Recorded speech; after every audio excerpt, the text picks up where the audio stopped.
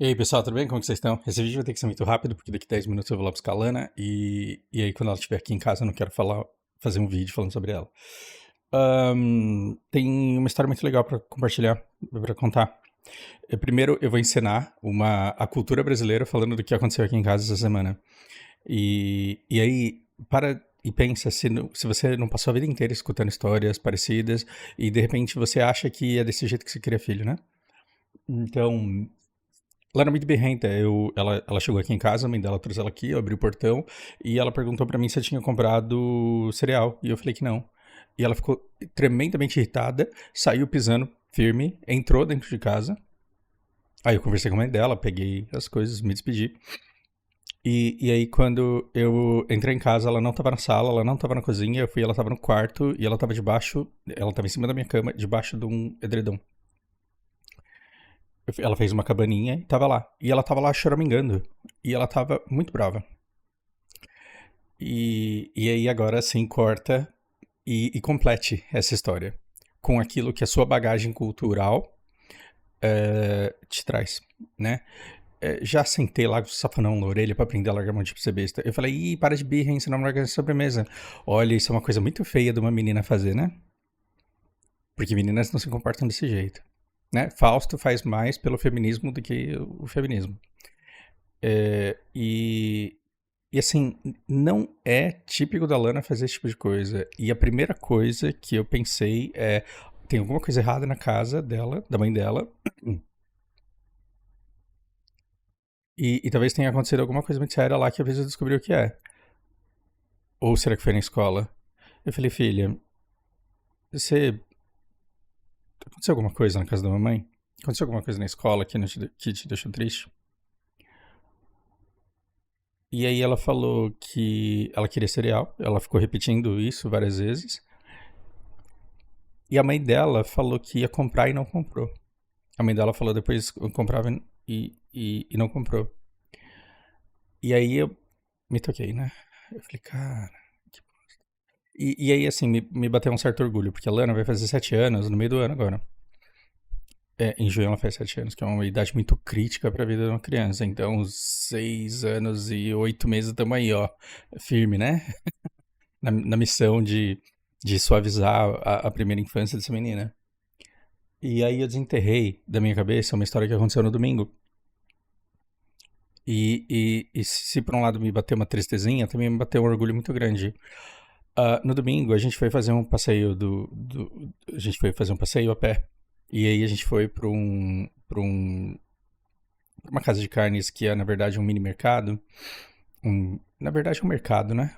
E, e aí ela foi escolher o lanchinho dela, foi escolher o suquinho dela e porque eu falei, é carnaval, as coisas estão lotadas, tá perigoso porque tem um monte de bêbado dirigindo. Eu prefiro que a gente vá fazer um passeio a pé, que vai estar mais tranquilinho, porque nosso bairro é tranquilo. E aí a gente compra o seu doce, que sábado é dia dela comer doce, compra o seu suquinho e você vem comendo. Como ela tava de saco cheio de ficar em casa, ela falou, nossa, eu quero. Cara, foi um passeio maravilhoso, que assim, a gente andou, ela foi me contando histórias, ela foi me contando os casos, porque agora ela tá toda narrativa. Aí ela escolheu o biscoitinho que ela queria, escolheu o suquinho que ela queria. Aí a gente veio andando, ela veio comendo biscoito, terminou o biscoito, abriu o suco, tomou o suco. Só que aconteceu uma coisa lá nesse nosso passeio.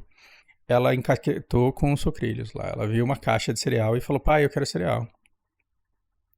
E eu pensei o seguinte: eu tô comprando esse lanchinho aqui e depois a gente vai jantar e depois a gente vai pra casa da mãe dela. Então, se eu comprar esse negócio aqui, ela não vai poder comer em casa.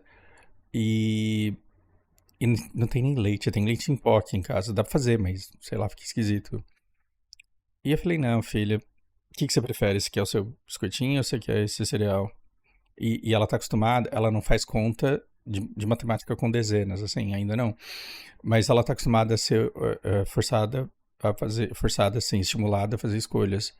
E ela queria o biscoitinho dela, não queria, mas ela queria que adicionalmente eu comprasse esse cereal, porque na cabeça dela não fazia sentido que ela tivesse que abrir mão do lanchinho dela para comprar cereal, que é uma coisa para casa. Porque não seria um lanchinho dela, aquele pote de cereal, seria aquela caixa de cereal, seria para todo mundo. Ela falou: "Não, leva, compra". E aí eu falei, não, filha. E aí, abri um parênteses, eu tenho zero problema de falar não pra Lana. E eu vivo dizendo pra ela, não, não. E abro um sorriso. E eu falo, se eu der tudo que você quer, não vai ter, pode faltar para aquilo que você precisa, né? Então, a gente sempre tem tudo que a gente precisa e de vez em quando você tem o que você quer. E hoje não é uma dessas vezes. Então, não. E o que aconteceu? Essa semana eu descobri que até os 6 anos e meio dela, eu nunca, na vida dessa criança, disse depois eu compro. Nunca tinha acontecido isso. Eu passei um bom tempo depois do que aconteceu, durante a semana aqui, tentando lembrar de alguma vez que eu tivesse dito pra ela depois eu compro, na volta a gente compra, todas essas coisas. Nunca disse. E aí eu lembrei que no domingo, de fato, quando a gente foi fazer o passeio, que a gente estava lá no mercado, eu falei, depois eu compro. Mas esse meu depois eu compro significava não. E eu não me atentei que eu fiz isso. Pois bem, a gente veio pra casa, ela terminou de comer o lanchinho, depois ela jantou, eu levei ela pra casa dela. Ela ficou com a mãe na segunda e na terça. Quando ela voltou aqui na quarta-feira, ou foi na quinta, foi na quarta-feira, ahn, a primeira coisa que ela queria saber é onde estava esse cereal. Por quê? Porque ela voltou pra casa, ela disse que ela queria cereal, ela falou que eu não comprei e pediu pra mãe dela. E a mãe dela falou, ok, depois eu compro. E aí passou segunda e terça e a mãe dela não comprou. Então quando ela veio aqui na quarta-feira, ela veio babando. E aí, quando ela perguntou, ela mal me deu oi, ela me deu oi, me deu um abraço, ela falou, pai, você comprou cereal? Eu falei, não, ela ficou possessa. E entrou pisando forte, entrou. E aí você pode pensar assim, não, mas sua filha é mal educada, porque ela é birrenta. Mas calma, porque crianças não sabem lidar ainda com os seus sentimentos. E se tem alguém que pode ser imaturo e não saber lidar com seus sentimentos na relação de vocês dois, é a criança, né? Tá na vez dela poder fazer isso. E aí ela entrou pisando forte. E, e, e, e a nossa cultura diz que se criança faz birra, você larga. A nossa cultura antiga, né? Ou você bate, ou você larga e ignora, mas você não cede, porque você não pode perder o seu lugar de força. Sabe que outra cultura é burra exatamente desse jeito? É a japonesa. Experimenta fazer birra para um pai japonês pra ver o que vai acontecer. E aí eu fui lá e comecei a dar os tapinhas reguladores nas costas dela. Eu falei, filha. E aí eu tive uma conversa muito séria.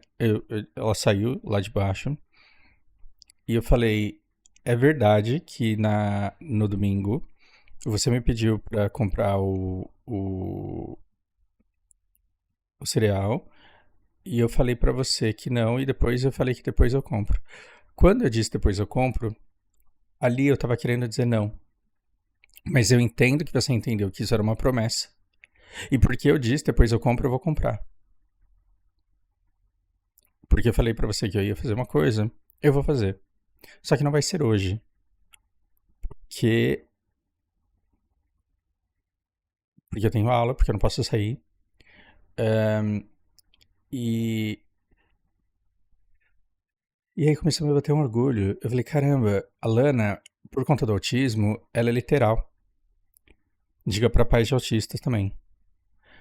Então, para uma criança autista, dói muito mais quando você fala depois eu compro e não compra. E não compra, porque aí você tá quebrando confiança. E aí, a nossa cultura que bate em criança porque um dia o fazendeiro vai bater, né? A criança na senzala, o pai bate pra quê? Pra treinar o filho pra aprender a ser gente, porque quando ele crescer, ele vai ter que apanhar do senhor lá, ou dos jagunços dele. E aí a pergunta é, quer dizer, você pode me dizer, né, a nossa cultura, ela pode te compelir a dizer alguma coisa do tipo, não, é bom porque aí ela já vai aprendendo como funciona o ser humano, né? Você pode falar assim, não, é bom porque ela já vai aprendendo como que o mundo funciona. Nossa cultura, claramente, a nossa cultura, uma cultura dentre inúmeras outras culturas, num tempo que está entre inúmeros outros tempos, a nossa cultura diz que você pode consolar um pai dizendo isso, né? É para ela aprender, né? Que a vida não é fácil. Porque aí ela vai descobrir como as coisas são. E aí eu falei que pô, já deu os 10 minutos que eu precisava para sair. É, Mas aí o que eu penso é o seguinte, essa criança acabou de spawnar, ela tá conhecendo o mundo agora, ela não tem ideia nenhuma do que a espera na vida adulta. E ela vai ter que lidar com muita gente que não cumpre com a palavra, sim. Ela vai ter que lidar com muita gente em quem ela não pode confiar, sim. Ela vai ter que lidar com muita gente que vai frustrar as expectativas dela, sim. Mas eu não quero que essa pessoa ensiná-la a lidar com isso seja eu. Porque se o mundo inteiro não cumprir com a palavra, se o mundo inteiro for traíra, se o mundo inteiro for mentiroso, pelo menos ela ainda vai poder voltar triste para casa no fim do dia, tendo alguém da família dela em quem ela pode confiar. Agora, se o mundo inteiro mentir pra essa criança e deixar ela frustrada, e o pai dela, que supostamente é a pessoa que mais ama ela no mundo, o pai e a mãe dela, mente pra ela e ela não pode confiar, porque o pai promete coisas que não faz questão de cumprir, e ainda exige que ela cumpra com a palavra dela, aí ela vai falar: não, as leis que regem o universo são diferentes pros outros e pra mim. Eu tenho que cumprir a promessa que eu faço pra todo mundo, mas a pessoa que supostamente deveria me amar não me ama o suficiente pra manter a palavra dele quando ele promete alguma coisa. Eu tô dizendo coisas que acontecem dentro da cabeça de criança, só que elas não conseguem verbalizar todo esse sentimento, porque elas não têm repertório pra isso ainda, mas elas sentem isso. E eu falei: filha, eu vou comprar o cereal pra você, só que a gente tem dia do doce aqui, né? Então eu vou comprar isso pra você no sábado, e aí você vai abrir mão do seu biscoitinho e do suco, e aí a gente vai comprar esse cereal e você come o quanto você quiser dele. E ela ficou animadíssima. Mas eu queria, eu falei: então, já foi, né? E agora eu tô é, reconhecendo que eu te fiz uma promessa e tô dizendo pra você, tô reafirmando que eu vou cumprir essa promessa. Então, no sábado eu vou comprar, inclusive a gente vai lá daqui a pouco. Isso tranquilizou ela um pouco. E aí eu falei: cara, tô acertando, né? Talvez, não sei, eu posso estar criando um monstro aqui. Mas o fato de eu nunca ter dito pra ela depois eu compro me deixou feliz. Porque quando eu disse, eu consegui reconhecer o erro e consegui validar a dor dela em relação a isso. E eu aproveitei e, e extraí uma lição disso. Eu falei: filha, às vezes algum aluno pede pra fazer uma experimental com o papai, pede pra ver como que é a aula, né? Aí a gente faz a aula e eu falo o preço. E o que acontece muito é o aluno gostar muito da aula do papai, mas não ter dinheiro pra pagar. E tem pessoas que não conseguem dizer: olha, não tem dinheiro. E tem pessoas que não conseguem dizer não. Então elas falam assim: nossa, adorei a aula, então depois eu te ligo, e depois eu te procuro, e depois a gente combina, e depois eu vejo, e depois eu te retorno. E quando as pessoas falam depois eu vejo, depois eu te retorno, depois eu te ligo, depois a gente combina, muitas vezes isso significa não. E esse tipo de coisa pode te deixar muito triste, mas você precisa começar a aprender a lidar com isso. E eu, quando fui falar assim: olha, depois eu compro, é porque eu não queria comprar. Porque aqui eu não tomo leite e eu prefiro comprar e mandar pra casa da sua mãe pra você comer lá do que em casa. E provavelmente isso que vai acontecer. Eu vou comprar uma caixa de cereal, ela vai se esbaldar de comer aqui e amanhã, quando ela for embora, a caixa de cereal vai junto com ela, porque aqui em casa vai estragar.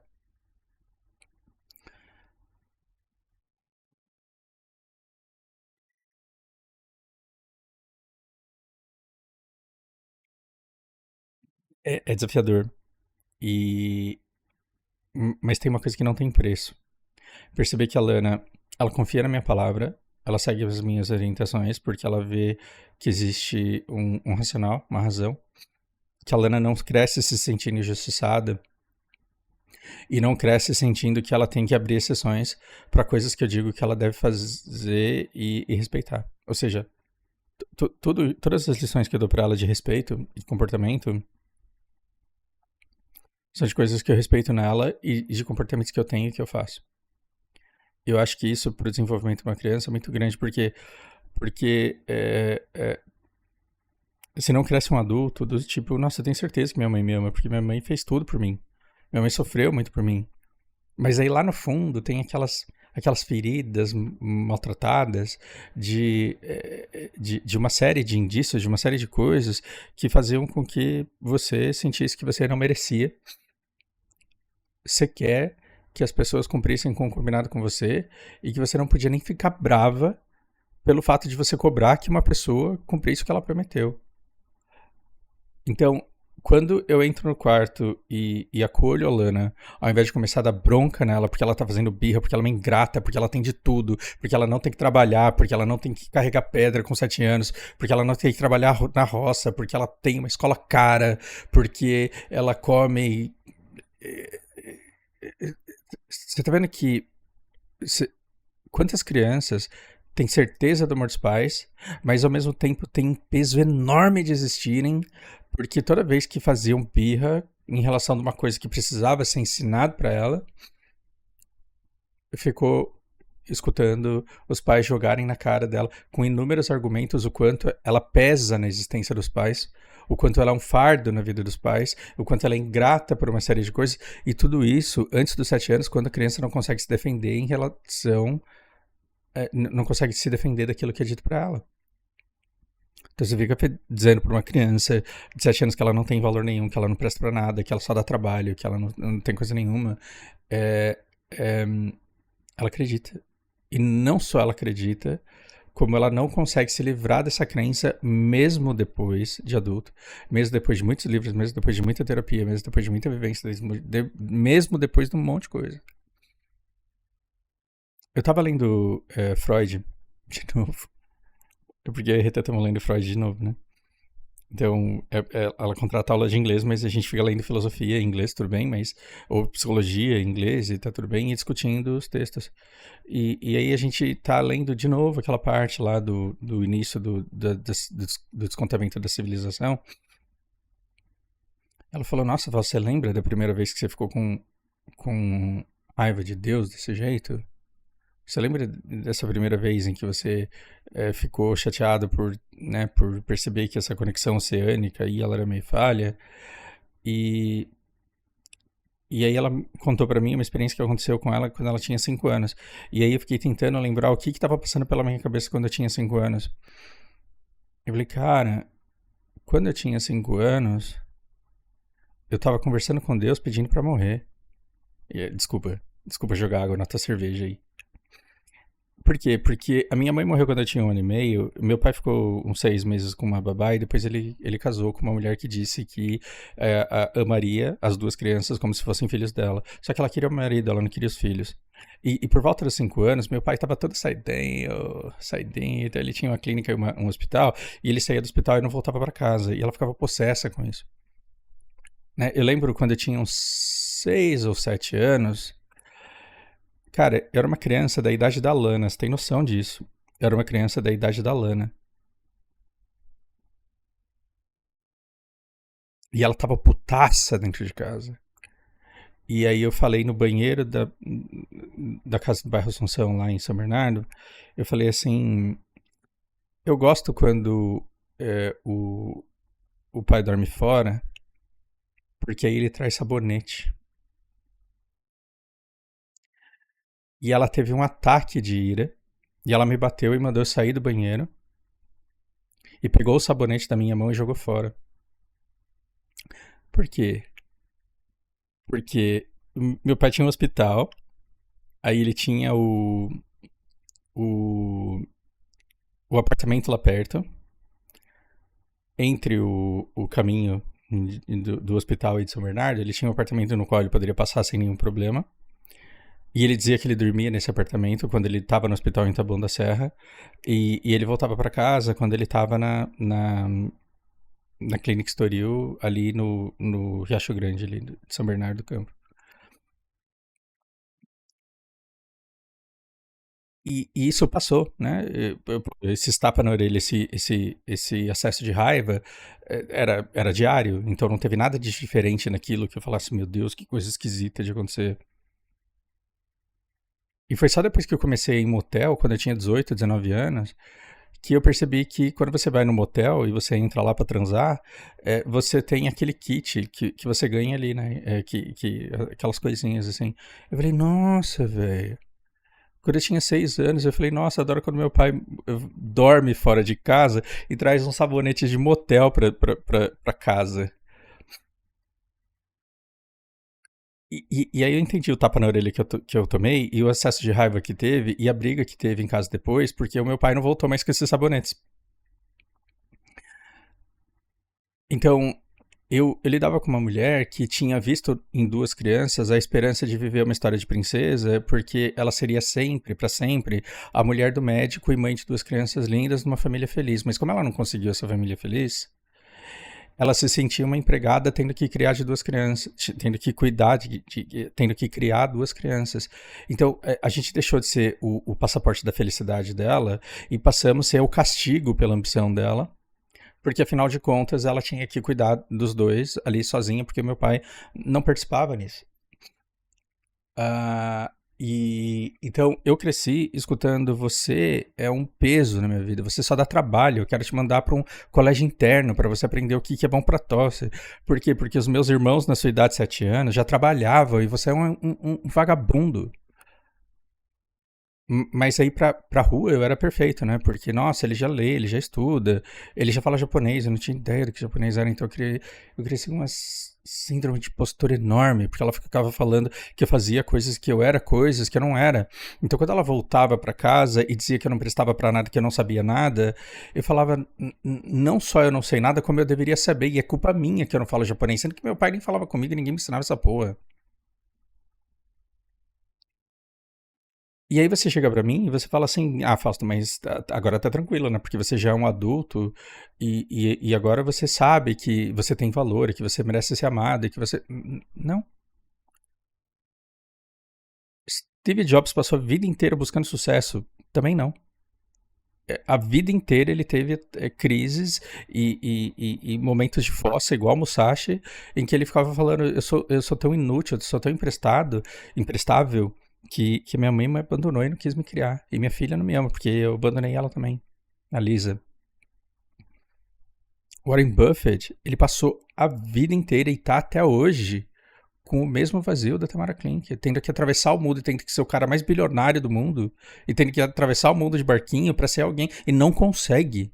É um buraco na alma que você não preenche, porque você busca nos outros aquilo que você não teve na primeira infância. E aí quando você recebe dos outros amor, admiração, amizade, é da hora, é gostoso, mas não é o que você precisa no fundo da sua alma. Então, essas marcas, que você faz na infância, vai fazer com que essa criança ela ache que ela mereça, que ela merece, que as pessoas não cumpram com as promessas que lhes são feitas o resto da vida, porque é culpa dela, porque o pai que fala na volta a gente compra e não compra, quando ele é cobrado pelo filho, ele ainda coloca a culpa no filho. Não, mas você não estudou direito, você trouxe uma nota ruim, você já comeu aí, ó. E aí a criança fala, caralho, o que eu preciso fazer pra merecer que o cara cumpra a palavra dele comigo? E essa noção de amor, ela é muito difícil. Então não adianta depois o pai ir lá e falar eu te amo. O que significa essa palavra? Se esse amor que eu mereço receber é um que não merece que você cumpra a palavra que você me deu a respeito de alguma coisa. E agora eu preciso ir porque eu preciso cumprir minha palavra de ir lá buscar ela. Abraço pra vocês. Espero que seja útil. Espero que seja útil.